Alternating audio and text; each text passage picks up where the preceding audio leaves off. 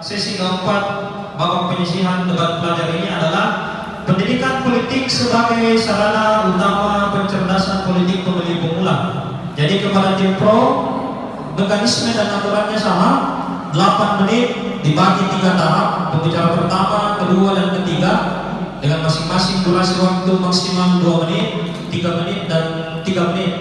Baik untuk efisiensi waktu, saya berikan kesempatan kepada pembicara pertama dari tim pro untuk menyampaikan argumentasi keberpihakannya, argumentasi pro terhadap mosi yang akan didiskus atau diperdebatkan. Terima kasih kepada moderator, para juri atau panelis yang saya hormati, serta teman-teman yang turut hadir.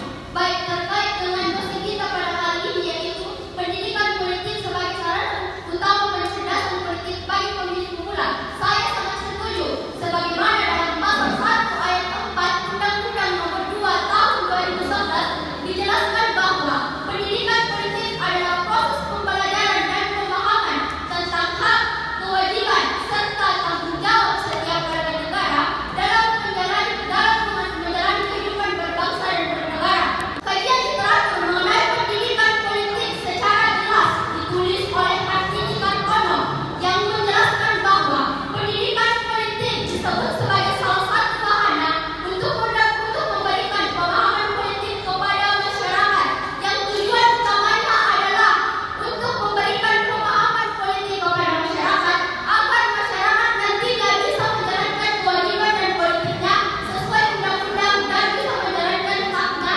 sesuai dengan peraturan yang berlaku. Waktu dan tempat dipersilakan. Baik, assalamualaikum warahmatullahi wabarakatuh. Terima kasih atas kesempatan yang diberikan. Kenapa saya sangat setuju akan mosi kita hari ini? Karena pada dasarnya pemilih pemula itu pemikirannya masih dinamis dan belum memiliki fondasi yang sangat kuat. Dikarenakan pemilih pemula itu masuk dalam kategori anak remaja, yang dimananya anak remaja ini masih acuh akan dunia perpolitikan. Oleh karena itu, pendidikan politik ini berperan penting sebagai sarana pencerdasan dalam dunia dalam bernegara. Pembicara ketiga untuk menyampaikan argumentasinya terkait mosi yang akan didebatkan atau didiskus pada kesempatan kali ini. Kepada tim pembicara ketiga, durasi waktu maksimal 3 menit, waktu dan tempat dipersilakan. Baik, saya akan menyempurnakan argumen dari pembicara 1 dan pembicara 2. Pendidikan politik sangat penting untuk meningkatkan politik warga negara dan pemilih pemula sehingga memperkuat dan menjamin keberlangsungan sebuah negara. Pemilih pemula yang cerdas politik akan mengerti hak serta kewajiban yang dimilikinya, mengetahui bagaimana cara menjalani pemerintahan dan memahami prosedur pengambilan keputusan ataupun prosedur demokrasi serta meningkatkan kemampuan berpolitik lainnya sehingga dapat berpartisipasi dalam perpolitikan di negara ini. Menjadi lebih penting karena memiliki peran sebagai alat distribusi nilai kebangsaan bagi para generasi muda yang memiliki potensi yang sangat vital dalam kehidupan kebangsaan. Pendidikan politik ini sangat diperlukan untuk diselenggarakan, dan hal ini sejalan dengan pasal 16 Undang-Undang Nomor 40 Tahun 2009 tentang kepemudaan yang merupakan pemilih pemula, yang menyebutkan bahwa pemuda berperan aktif sebagai kekuatan moral, kontrol, dan agen perubahan dalam segala aspek pembangunan nasional.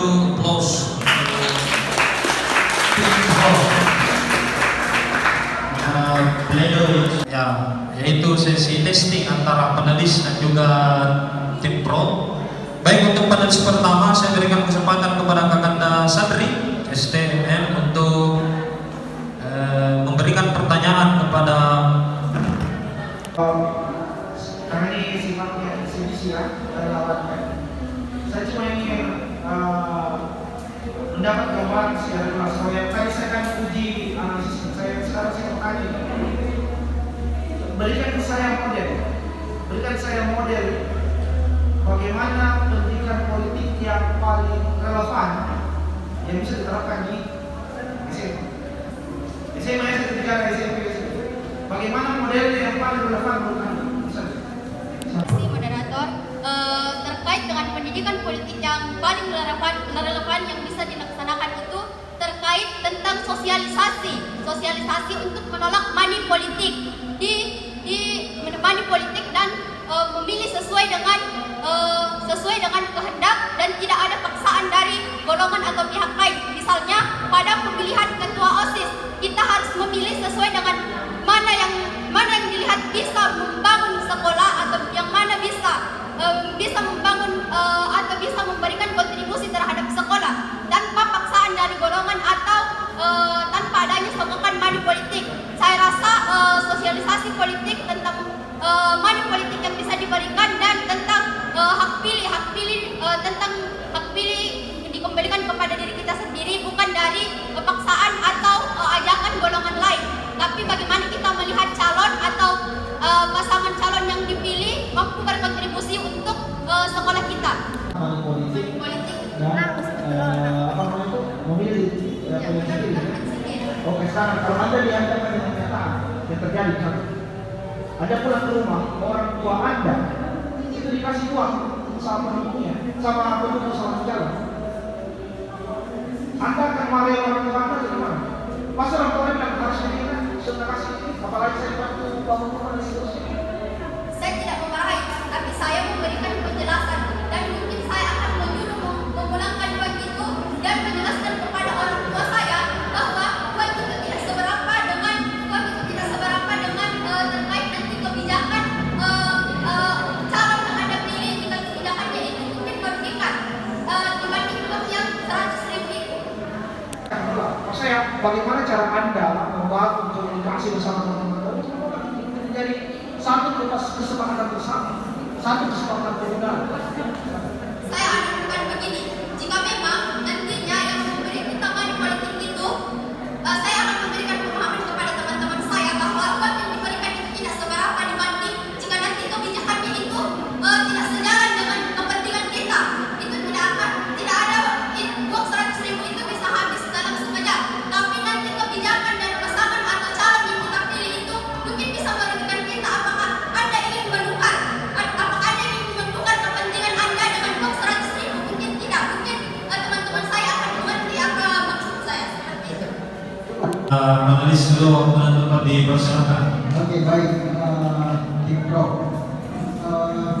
Apa yang menurut Tim Pro yang paling krusial ada lihat sehingga yang ada lihat hal ini ya, sehingga sangat sepakat bahwa harusnya ada pendidikan politik di SMA. Kan ini pendidikan pemula ya, dan yang paling tepat sasaran itu adalah SMA. Apa yang ada lihat yang paling krusial hari ini sehingga perlu ada pendidikan politik. Silakan. Ya, apa yang membuat pertanyaannya tadi krusial, mengapa harus diselenggarakan pendidikan politik? Baik, seperti yang kita tahu, pemilih pemula itu masih remaja atau usia 17 tahun yang baru memilih, belum memiliki tentang paham politik, di mana jika seorang remaja atau seorang warga negara yang belum memahami dan belum paham politik cenderung bisa terprovokasi oleh money politik atau kampanye-kampanye hitam. Jadi diperlukan pemahaman, diperlukan pendidikan politik untuk mencegah kemungkinan itu terjadi. Karena seperti yang kita tahu, pemilih pemula itu adalah pemilih yang belum paham politik dan belum mengerti tentang apa itu politik. Yang paling krusial yang bisa saya tangkap dari yang disampaikan oleh Tim Pro adalah karena hari ini banyak terjadi money politik. Itu yang Tim Pro lihat sehingga sangat-sangat kekeh untuk harus ada politik. Karena pemilih pemula itu. Oke ya. Nah sekarang saya buat informasi saja bahwa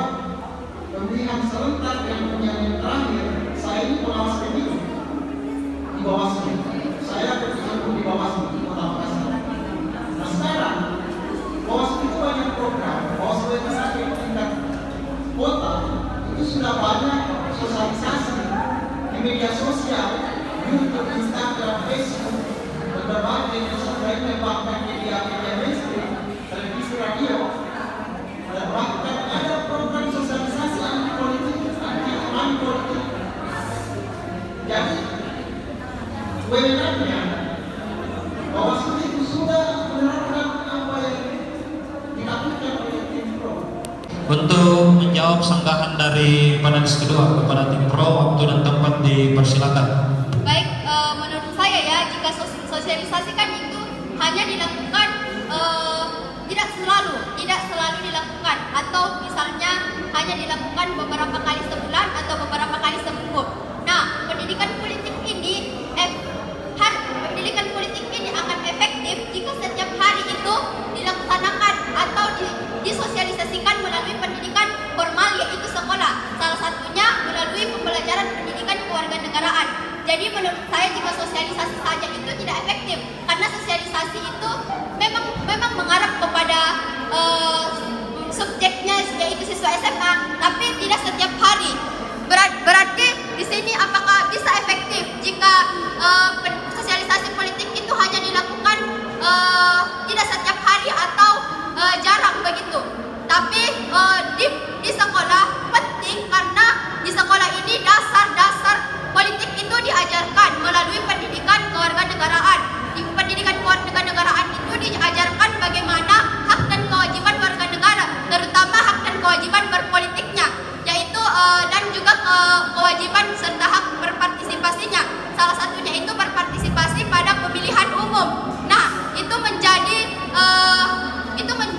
sangat bisa dilihat ya, bahwa jika pendidikan politik itu diterapkan di sekolah formal atau SMA sangat efektif dibandingkan dengan sosialisasi yang hanya dilakukan tidak sering, mungkin hanya saat akan diadakan pemilihan umum atau mungkin saat akan diadakan pilkada. Tapi menurut saya di sekolah itu efektif karena dilakukan setiap hari atau dilakukan setiap ada mata pelajaran pendidikan kewarganegaraan. Saya singkat saja. Pertanyaan ini, bolehkah seorang pelajar atau pemilih pemula itu golput dalam kontestasi pemilihan, baik di tingkat desa, kabupaten atau di pemilihan presiden? Apakah boleh kita golput? Ya, jadi itu pertanyaannya. Saya pikir Pertanyaannya itu apakah boleh siswa itu golput dalam pemilihan umum atau pemilihan kepala daerah? Menurut saya, pemilih pemula itu tidak boleh golput. Sebagaimana pada pemilihan tahun 2014 itu 15% dari pemilih itu adalah pemilih pemula. Kenapa tidak itu hak seolah-olah Anda membatasi hak demokrasi orang untuk memilih tidak memilih. Sementara pemilihan politik yang tadi untuk memberikan kesadaran politik kepada pelajar. Ini seolah-olah mencari kesadaran itu dari pelajar untuk memaksa menetapkan pilihan untuk memilih. Enggak. ya, sebelum ditanggapi kita dengar dulu azan. Ya, misalnya Anda menyadari bahwa di desa Anda kah, atau di kabupaten Anda kah, atau di negara Anda kah, kandidat-kandidat yang maju bertarung adalah orang-orang yang tidak layak dipilih karena akan berkontribusi terhadap hal-hal yang bersifat negatif, maka Anda tetap akan memilih atau tidak memilih? Iya, Anda tetap memilih atau tidak? Nah, kembali lagi. Ya. Kembali lagi dari awal. Tunggu. Satu-satu pendidikan. Sabar. Pembicara tim pro ini sangat semangat. Kasih tepuk tangan dulu. Baik. Jadi ya, itu sanggahan dari panelis. Selanjutnya saya berikan kesempatan maksimal 2 menit kepada tim pro untuk menjawab sanggahan dari panelis. Kepada tim pro, waktu dan tempat dipersilakan. Nah, kembali lagi ke awal. Nah, dari awalnya bukan mencabut maksud saya jika yang pasangan yang dipilih itu menurut kita tidak bisa berkontribusi atau tidak bisa menjalankan tugasnya di tempat kita berada, menurut saya akan tetap memilih karena fungsi dari salah satu pendidikan itu kan untuk meningkatkan partisipasi politik.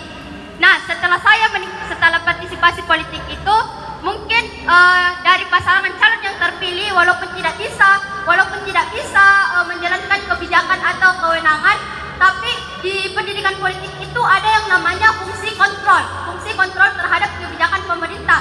Nah,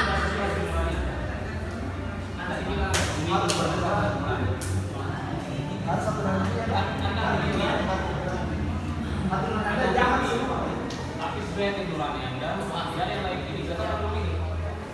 tetap Walaupun tidak sesuai dengan hati nurani Anda. Berarti tulisan politik yang Anda sampaikan tadi seperti isi. Benar? Iya. tapi jika saya pemilih pemula, saya bisa saja mengatakan bahwa saya belum paham politik dan saya belum mengerti apa kebijakan dan kontribusi yang akan dilaksanakan pasangan calon atau kandidat. Tadi Anda menyebut istilah partisipasi politik. Saya akan pilih karena ini bagian dari partisipasi politik. Anda setuju dengan pendidikan politik karena ingin bantu KPU meningkatkan partisipasi politik ataukah karena penyadaran terhadap politik itu sendiri? Itu kan dua hal yang berbeda. Kalau partisipasi politik berarti Anda bantu KPU dong karena semakin tinggi partisipasi politik maka semakin tinggi prestasi KPU dalam penyelenggaraan pemilu. Itu. Tapi berbeda dengan kesadaran politik. Nah, pertanyaan saya adalah, bolehkah pemilih pemula itu golput? Bolehkah pemilih pemula itu golput? Menurut saya boleh. Kembali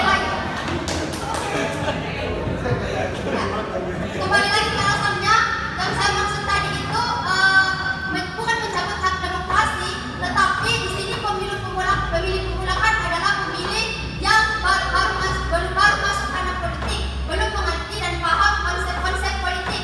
Nah, bisa saja demi menyelamatkan, misalnya saya tidak ingin memilih karena saya belum paham tentang politik, saya belum paham apa kebijakan dari kandidat yang akan saya pilih. Makanya saya ingin daripada saya salah pilih, lebih baik saya golput, begitu. Berarti suara Itu adalah salah satu bentuk partisipasinya untuk berpolitikan. Berarti suara pelajar untuk politik boleh juga. Menurut Anda ya? Menurut saya boleh golput jika belum termasuk ke dalam pemilih pemula menurut undang-undang. Intermezzo saja silakan. Karena itu sesuai dengan visi-misi saya lihat kalau bagus saya akan kalau tidak. Berarti kau akan bilang sama orang biasa tidak akan memilih Bapak. Iya. Karena itu kita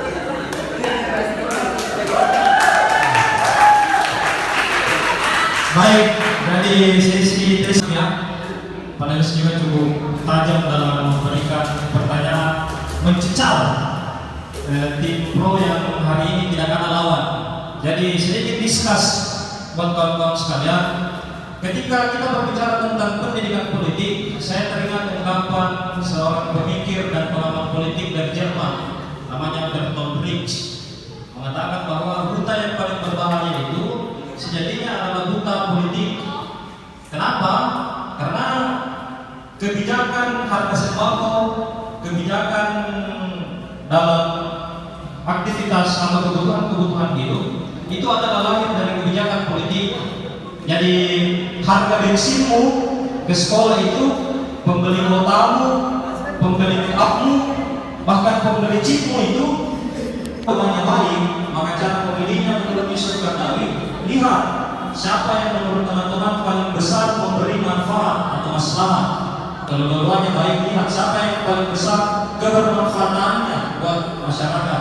Nah, kalau dua-duanya jahat, pesannya Yusuf Kardawi, golput itu, maka cara untuk mengambil sikap politik adalah melihat di antara dua calon yang jahat itu mana kira-kira yang paling kecil, paling minim kemudaratan, atau kerusakan yang bisa dihasilkan dari keterpilihannya nanti menjadi anggota dewan kah, bupati kah, wali kota, dan jabatan-jabatan lainnya. Saya kira itu untuk pendidikan politik orang sekalian. Tema yang cukup menarik, cukup urgen untuk memang dibicarakan. Sekali lagi kita berikan aplaus kepada tim Pro yang sudah cukup tangguh menghadapi panelis. Jadi lawannya ini adalah panelis pada sesi keempat ini. Selanjutnya mungkin akan ada rekapitulasi nilai dari panelis dan juga penyelenggara.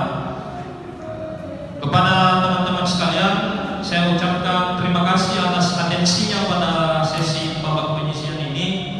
Saya cukup terhibur